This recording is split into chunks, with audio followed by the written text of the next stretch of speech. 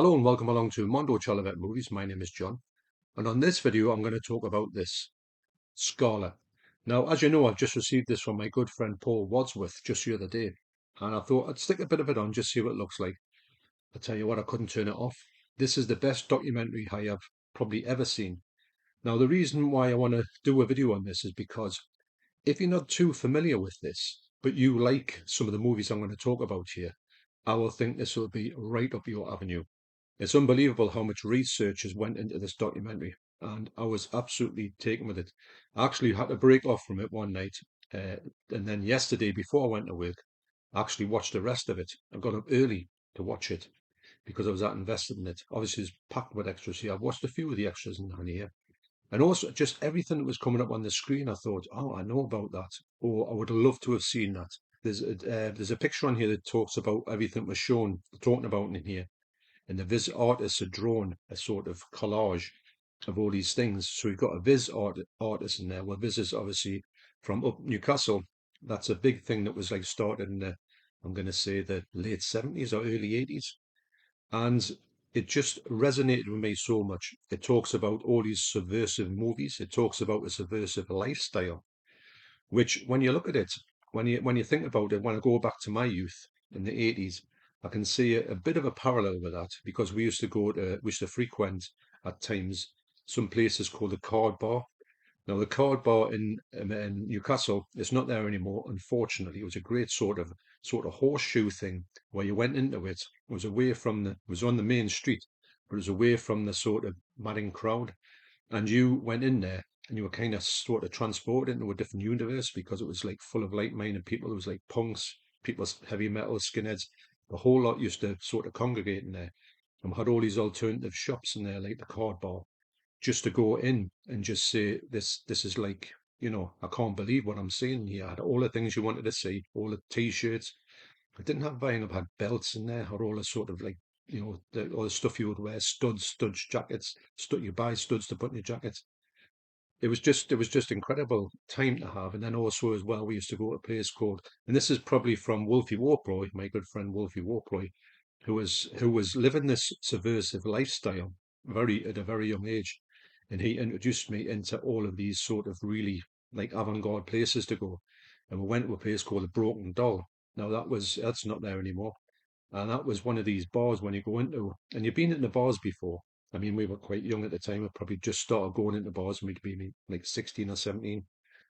And when you look at it, you just went in, it was like a different universe. The people in there were sort of from a different universe. It was full of punks. The floor, you stuck to the floor. The beer they were drinking there, Slalom D, was like rocket fuel. You couldn't really drink it because it was that strong. 3 pints of Slalom D and you were unconscious. So there's all people just drinking bottles of brown ale and just lying all over the floor, and there was all sorts of manner things, getting used.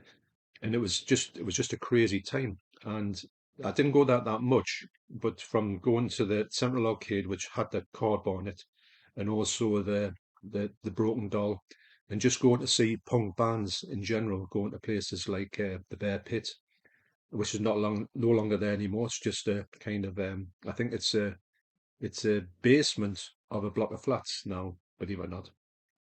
But you had all these like really obscure places to go if you wanted to go, if you knew about them. Now, there was a place called the Tyneside Cinema, which is still there, and it's a great place. And I'm going to give a shout out to my good friend Sammy G. So I'm going to leave a link to his channel down below because he still goes, he frequents it, and he's a big fan of the Tyneside Cinema. Now, when I was watching this, I was thinking of the Tyneside Cinema. Now, I went to see the Grey Rock and Roll Swindle at the Tyneside Cinema way back when, and it was full of like-minded people. It wasn't people going crazy like in this particular thing. The stories that happened in this cinema is unbelievable. I'm not going to go into them because I want you to experience them, but I will talk a bit about the movies that I saw on this what they have in here, and I mean, it's hundreds and hundreds of more. But I was looking on my shelves, and I thought, you know what it is? I could really have a Scala festival on my shelves because some of my favourite movies, or some of the movies I've tracked down over the years, are ones that they talked about very highly on here. So when I went to the Tyneside Cinema with Sam, we went to see the Fog, and we also went to see Assault on Precinct 13. So it was great to see, not the Fog, the Thing. We went to see them, and it was great to see them in a place that it wasn't like the Scala, but it kind of was in a way. It was like a sort of Scala that was really poshed up. It's a great place. I can't wait to go back there. So I was a big believer of going to see these obscure movies like shown again, and I thought when I think of what they've got there, I think I'll frequent there a lot more because going to a sort of small cinema to watch a really obscure movie. I mean, I've got most of these have probably been shown there, and it's great to see that these things are actually there. You can go and see them. Now, getting back to this, if I had been around in those days, and obviously I live nowhere near this place, it is because I was quite confused about it because Scholar I thought it was still there. It's not. This is long gone as a cinema. It's still there as a music venue because I knew I thought, well, I don't think I've walked past it because it's in King's Cross, and we go to King's Cross when we go to London. We'll get off at King's Cross. We'll have a bit of a walk around King's Cross. Wow, Michael. Where's me ladders? So I'll probably walk past it, but not take too much notice of it. Next time I go to London, I will be going to the Scala in some shape or form. Probably, I don't know if there's like a little bar there, or could maybe have a drink there and just like soak up the atmosphere. And I could just be transported to another time. This brought back so many memories, even though I had never been here, it brought back so many memories of that lifestyle that we used to live in the 80s. One of chaos, one of like exploration. You would explore different worlds, you explore different movies, different albums, different music. It's kind of it's like a blueprint of where my life went without even knowing about it. Because these when they were putting the movies out, they wanted to get the most obscure movies they could. They didn't care what their print looked like. It was just they wanted to get the most like avant-garde movies you could ever see. Now, there's a movie on here which I didn't know about called Thunderstruck. So they're talking about that one, and honestly, I went and looked on Internet Movie Database to see what that was all about, and actually get it on a Blu-ray. I think from Seven, I think they released it, and this looks absolutely mental. And you sort of look at movies like this. This is another thing getting back to what movies I like. Why do I like certain movies?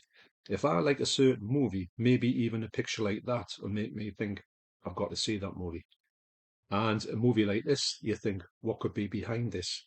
I think the pictures that they picked for this is a recreation of kind of what you would see when they put out the flyers to see what was coming up in the month. And had a different movie on every day. They had these all-nighters where people used to sit there and probably were unconscious for most of it, or used to go in and not really watch what was going on. They were getting up all sorts of nefarious deeds. But it's absolutely incredibly fascinating. And I just wanted to talk about it a little bit to make you aware of it because when I went to see it, when I went in HMB and I saw it, it was right on the bottom shelf, hidden away.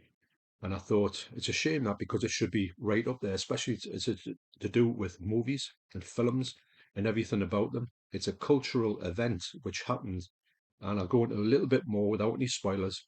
Well, there kind of might be one big spoiler, but I don't think it is. And yeah, so this is what I would say is if you're into the movies I'm going to show here and talk briefly about them, you will love this documentary. It's got a load of the people in it as well. The people getting interviewed, like John Waters, are all people that I'm fans of in either comedy or just what they do, filmmakers. And I just couldn't believe how much when I looked at it, I thought this could be interesting. But when I watched it, I thought this is kind of like a soundtrack to my life. It really resonated more than anything else. And quite by chance, obviously with Paul Wadsworth sending this to me. And actually I did look for Paul Wadsworth on here. And it did have a tiny credit at the bottom of the movie to say, thanks to all the crowdfunders. And I thought, it would have been nice to get all your names on there if you put in for it, I think. But anyway, it's just great that this thing exists. So I can't recommend it highly enough. It does say in here, contains strong real sex. It does. And yeah, when you see it, you think, oh, I wasn't expecting that. But never mind. These things happen. We're all adults here, aren't we? So, getting back to the movies that I saw in there, when I put it on, I thought it would be more about the Scala itself. But I was really pleased to see a lot of them talking about the movies that they were showing there and going into sort of brief details about it. I know there's a section on a really long section of interviews that couldn't fit on the movie. So I'm hoping to get back to that and finding out a little bit more about people and what they thought about these movies. And also, there's a lot of filmmakers in there, and they give their views, and they wouldn't become filmmakers if they hadn't sat in this squalid Scala and watched these being introduced to these crazy films that they probably wouldn't have seen anywhere else. So, of course, the first one they talked about was Eraserhead. Now, as soon as this come up and everybody was talking so highly about it, they were talking about the fact when they went to go and see it, they didn't know what it was. A word of mouth got around to say, you have got to see this movie. What's it about? I haven't got a clue. So they went there, and a lot of them had been sort of on the drink or on something else. They went to see this movie, and they were kind of, well, you can imagine, even when you haven't been on anything, watching this movie is a bit of a, well, it's a mind bender to say the least. So when this came on the screen as the first movie they talked about, and a lot of them, I think it was one of the first movies ever shown there in 1978, and I thought, I'm in for a treat here. So they also were showing, I'll go through these quite quickly so this video is not too long. They also are bringing out movies like this, Nosferatu, they talked about this a lot, and just the fact of going to see, I do know the Tyneside Cinema has got played, they did play Nosferatu as well. You know, things like that. I would love to go and see a silent film at the cinema. Haven't seen one at all, but that would be great. Also, they talked a lot. I'll have to censor this one. They talked a lot about this movie as well, Salo, and they showed lot of footage from it as well, which I was quite surprised about. But they talked at length about Salo. And you know, when you see these movies coming up, I wouldn't say Salo is my favourite movie, but it's so subversive when you get it. By it's subversive, I mean if you show this, like-minded people would love it or accept it, but people who weren't into this kind of area would run away screaming and thinking that the person watching it was there was something strange about them. And I quite like that as well. Also, they talked a lot about Russ Meyer, and they had some clips of Faster Pussycat Kill Kill where you desperately need to get some Russ Meyer on Blu-ray, even 4K, because the picture quality on them is so lush and vibrant. Even the black and white ones are so brilliant. They would look amazing in 4K. And this one's such a cult classic. And all of this I'm going to talk about here, to a certain extent, are cult classics. They're kind of defined like a cult cinema. And I'm all about that. And like I say, going back to Tyneside Cinema, they do a lot of cult stuff as well. So if you've got a movie house a bit like this in your area and you don't know about it, or you think, well, that doesn't show the latest, whatever, think again. Because if you're into this type of movies that I'm talking about here, you might want to say to yourself, you know what it is? I think I'm going to go and I'm just going to look through and see what they've got. And you'd be surprised what they've got there. And you can go in there, and it's the staff members as well, as the staff members in here, it's like a sort of family. And I do get that vibe from the Tyneside Cinema. I do get the fact that you're going there and you're going into a different kind of world in a way, with really like-minded people, friendly people who will support you looking for these really avant-garde movies. And who knows what they will show there. If they would show this one, I'd be there like a bullet, because I love this movie. But yeah, I mean, like Russ Meyer films, obviously as well, talking about Russ Meyer, they were talking a lot about, and they were interviewing John Waters. Obviously, I knew, you just knew this was going to turn up in there, and they showed some pictures. They showed some scenes of this. They didn't. I thought they were going to show the end scene with Divine and the dog, but they didn't do that. So, but they showed something else which was quite sickening as well. But this movie is sickening. But when you would think about it, I would imagine these people going to Scala would say, "Oh, let's go to Scala and see what we can see, because it'll be something really, over the top." I would imagine none of them would have even imagined what was going on here. Now, when I talk about this, I don't know. This is like a movie that really got frowned upon in the UK for a long time before it got released uncut by Criterion. In the UK, in the US, it was released before. They've done a good version on this one, but it's not a movie for everybody. But I could imagine that at the time, more about this later, that when they were showing these movies, they were a little bit taking running the risk of problems, and they did face problems about the movies they're shown. So yeah, so a lot of John Waters talked about, a lot of Divine talked about it. Also talked about movies like this, M, which is a really good. It's made by Fritz Lang, so it's a really good movie, but it's also a really diverse, and it's got some subject matter in here which you think, wow, they went there. And if you don't know about this film, it's so good because I mean the subject matter is really bad, and it's great to see that these movies exist.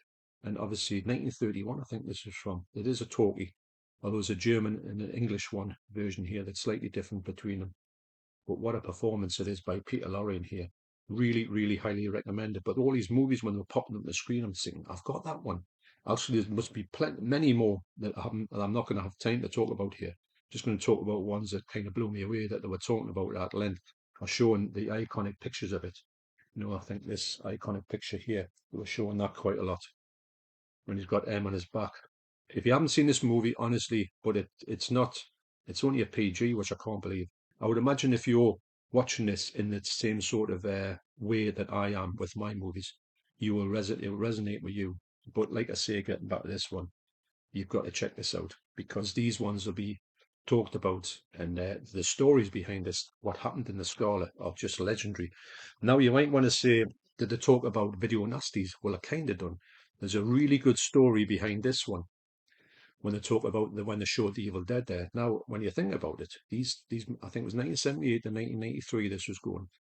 So these things were coming out probably at the time when you couldn't see them anywhere else, which I thought was amazing as well because these things would have been round about the video nasty time. Well, this was around the video nasty time when this event happened, when this was kind of another time when somebody said it was on the news and everything. This about when this was shown at the Scala and what happened there. Yeah, so that's utterly fascinating. Didn't know anything. That's the thing, about the video nasty thing, but you never knew anything about this story. So that was incredible. I'm not going into too many details about some of them because I just want to give you a flavour of what's going on here. They talked about this movie as well. Nobody ever seems to talk about this movie. What a movie this is. Black and white. Arrow done a great job on here. This is a movie that came out. There was I'm going to say a lot of subversive elements to this movie. You wouldn't believe some of the things that happen in here about these two people who were living this lifestyle. And they were actually, I would say this fella has become like a bit of a Casanova with people, and he brings in his girlfriend, and they kind of get rid of them, and they take their money. And it's a true story as well, but it's done in a really, really good way. When you watch it, it's like a gritty. It's like a B. They're all like B movies as well. They're all kind of like cult films. This one's a real cult classic that no one really ever talks about. Also, as well, they went in the fact that they introduced this into the cinema, and everybody was just going crazy when they were watching them.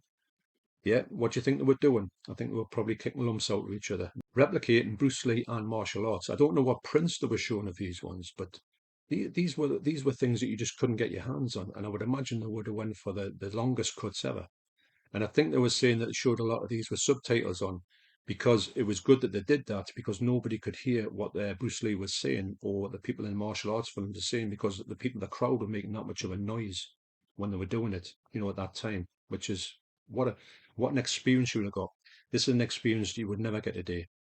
I think if you did that, you would be asked to leave or the place would get shut down because someone would complain. So this is great to have this like flashback to the days when you went to the cinema and sometimes there's some absolutely crazy things happened. There was a time when me and Wolfie went to the all-nighter. We went to an all-nighter in Jesmond to a cinema, which isn't there anymore. And this gang of kids ripped out the complete section of seats through the night, which was really odd. They're talking at length about this. Of course they would. They were talking about the fact of these movies being unavailable elsewhere. And the fact that you're getting to see these was just unbelievable.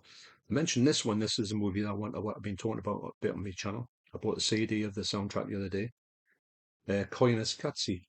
And I really do want to watch this. It's one of the ones that's high on my list. Now, these movies aren't for everybody. They're kind of world cinema. They're like cult, classic, forgotten about, like ones that you word of mouth. So this would have been a hive for people. No wonder there's loads of people that came out of this. It showed you a previous thing to this before this actually started. There was like a club, I think there were before this actually became a cinema. And there was Sid Vicious, Nancy Spungen, Johnny Rotten. They were all sitting. The people from the bloke that does the soundtrack of that, Barry Adamson, is in one of my favourite bands of all time, Magazine. So he was in it, and he was getting interviewed as well. So honestly, it's as well when I'm talking about this, the things I remember from my youth. There's a big element of is the punk experience. Bloke and Draw was full of punks. The card bar was full of punks. And this seemed like it was full of punk attitude as well. It was getting an interview with Joe Wobble from Pill. It just had the section of people that they're going to was the section of people that I'm kind of most interested in. Weirdly enough, they did talk at length about the fact they used to show lots of Laurel and Hardy's, which was that, and this fellow was saying, you ever watch Laurel and Hardy when you're high as a kite? It's honestly, it's unreal. But the fact that they would show Laurel and Hardy, and that's had stuff like this as well. So there's like comedies as well. It wasn't all like just death and destruction and cult stuff. There's a lot of craziness and variations with it as well. So a lot of like early Steve Martin humor, which was really funny. Nothing like he does now, obviously, although his later stuff, that murders in the whatever, that was really good. And I also talk about, there's a good story in it. I'll tell you one of the stories about this, when they said that there was somebody, I think there's always people making noise in the cinema. And I think someone turned around and said to these people, shut up, because I'm watching this film. And they says, no, I'm not going to shut up. I'll scream if I want to. And the bloke says, well, I'm going to tell you what happens at the end of this. So everyone's telling him to shut up. So he was shouting at the top of his lungs the ending of this movie, just a spoiler for the people in there because of the fact they wouldn't shut up. So I think it probably started into a fight. I reckon there was lots of fights in there, lots of stuff going on behind the scenes. So yeah. So I thought myself, I did think myself, well, this is obviously a cinema now, but I thought it's still going, and it's going, as I said, as a music like experience, like a venue. So unfortunately, it's still go there. You can go and see a band. It'd be great to go and see a band there and just be in this place and just get a kind of feeling what's going on. I mean, the Devs. We go and see bands in a place called the Clooney. Now the Clooney is like a really out of the way club, which is quite small, a bit like the Scala, and you do get to see a lot of strange bands you wouldn't get to see anywhere else. And we love the vibe of the Clooney, love the food that they serve, just a little sort of area, nice sort of vibe about it. It's got a bit, when I was watching the Scholar thing, I was thinking, oh, it sounds a bit like the Clooney in the way they set themselves up. So I thought myself, well, what happened? What happened with it? Well, without, it's a bit of a spoiler this, but you'll sort of, it's not going to spoil it that much because I'd have said that the Scholar isn't a cinema anymore. The way it ended was because they showed a film that they got prosecuted for, and the money that they got prosecuted for cleaned them out. They had to shut the doors. It shut for a while, and they came back as a music venue, and it's still going today. So they put on in 1993 a movie that you couldn't see anywhere in the UK, and somebody obviously got to know about it, and they were prosecuted for it. What do you think that movie was? It was A Clockwork Orange. Now, when you think about this, didn't come out legally. It wasn't banned, although they say it was banned in here. It wasn't really banned. It was more Stanley Kubrick didn't want it seen, so it was kind of banned in a way. And yeah, so this was shown in 1993, and I think word got around that people thought, oh, we can go and see the Clockwork Orange there because you couldn't see it anywhere at all. So word got around, it got on the news. They got prosecuted for it because of like illegal, showing illegal stuff that was banned. Not really. And yeah, so that effectively cleaned them out and they closed down. But what a fascinating story it is. This is all included in this 1 hour, 36-minute documentary, and you've got hours and hours of material here you can see for like extras. And you've got a booklet in here as well. It's just got everything. So yeah, so if you see this on the shelves and you're into this type of stuff, I would imagine there's a lot of people who watch this who are into this, but you don't even know about this, or you don't know how good this is. You may say, it looks all right, but that's what's in this movie and tons more. The stories behind the scenes, what happens in the cinema, what's happened, the people who are talking about the cinema, the people who are talking about their movies and why they were influenced at the Scala. Ben Wheatley as well, who did Kill List, got these really obscure directors involved in this. So I just wanted to bring that to your attention if you're into all this. I think you would really like it. I want to thank my good friend Paul Wadsworth once again for giving this to me and saying, check this out. And I can't thank you enough because, like I say, and I was telling him on a message, this is probably the best documentary I have ever seen. And I can't wait to watch this again. I'm going to watch the extras on it and then go back and watch this again because I think when I was watching it, I was more concentrating on the fact of getting wow to think, oh, wow, I know that one. I've got that one. I like that one. I want that one. Yeah. So I don't know if I'll go and get Thundercrack though. I think that's a step too far, but you never know. So thanks for watching. You take care, especially you, Paul, and I'll see you on the next video. Cheers.